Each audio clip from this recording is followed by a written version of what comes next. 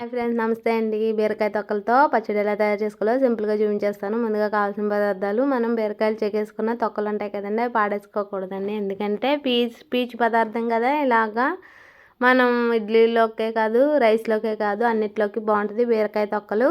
కారానికి సరిపడగా పచ్చిమిర్చి తీసుకోండి. అలాగే హాఫ్ గ్లాస్ చిన్నది ఉంటుంది కదండి, ధనియాలు తీసుకోండి. కొంచెం వెల్లుల్లిపాయ, జీలకర్ర పచ్చిదే తీసుకోండి. అలాగే చింతపండు, ఉప్పు. అంతేండి. ముందుగానే మనం స్టవ్ ఆన్ చేసుకుని బాండి పెట్టుకుని నూనె వేసేసుకుని మన పచ్చిమిర్చిని వేపేసుకుని మిక్సీ జార్లో తీసేసుకోండి. ఆ తర్వాత ధనియాలు కూడా వేసుకుని బాగా ఫ్రై చేసుకోండి. ఫ్రై చేసుకుని అవి కూడా వేగిపోయిన తర్వాత మళ్ళీ మిక్సీలో తీసుకోండి. ఆ తర్వాత మన బీరకాయ ముక్కలు ఉన్నాయి కదండి, మళ్ళీ కొంచెం ఆయిల్ వేసి అవి కూడా మగ్గిపోవాలి. ఆ పచ్చి వాసన అనేది పోవాలి బీరకాయ ముక్కలోది, బీరకాయ తొక్కలోదండి. తొక్కలు అనేవి బాగా పసిరివాసన అంతా పోయాక ఆపేసుకోవడమే. స్టవ్ ఆపేసుకుంటే సరిపోతుందండి. ఇలాగా మన మిక్సీ జార్లో ఆల్రెడీ ఇంకేమేయాలి, చింతపండు వేసుకోవాలండి. తీసి పెట్టాం కదండి చిన్న చింతపండు, కొంచెం వెల్లుల్లిపాయ, జీలకర్ర వేసేసుకోవాలి. ముందు ఫోర్స్ఫుల్గా దాన్ని గ్రైండ్ ఆడేయాలండి. మనం అవి తీసేసుకొని ఈ అన్ని ఇంగ్రీడియంట్స్ ఉన్నాయి కదా, కొంచెం ఉప్పు వేసుకోండి. ఉప్పు కూడా వేసుకుని బాగా మెత్తగా గ్రైండ్ ఆడేయండి.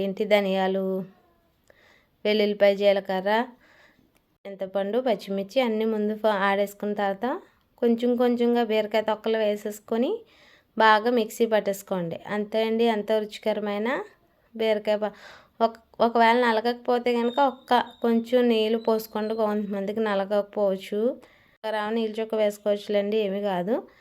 అంతే. ఎంతో రుచికరమైన బీరకాయ తొక్కల పచ్చడి అనేది రెడీ అండి.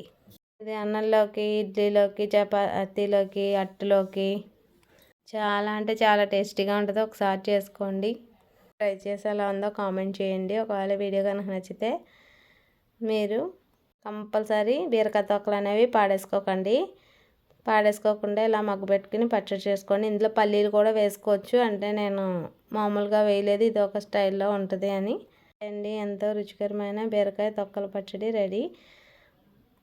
ఇంకా ఒక విషయం షేర్ చేసుకుంటా అండి. ఇవి నలిగిపోయింది కానీ నేను చెప్పేశాను ఇలాగా మనం సర్వ్ చేసుకునేలాగా. చిన్న విషయం ఏంటంటే, నిర్లక్ష్యం అనేది చాలా చిన్న మాటే, కానీ ఏ వస్తువుని కానీ, మనుషుల్ని కానీ, టైంని కానీ దేన్ని మనం నిర్లక్ష్యం చేయకూడదండి. దానివల్ల మనకి చాలా ఇబ్బంది అనేది చూస్తాము. ఇంకా మన పచ్చడిని గిన్నెలోకి సర్వ్ చేసుకోండి. ఒకవేళ వీడియో కనుక నచ్చితే ప్లీజ్ సబ్స్క్రైబ్ అండి, షేర్.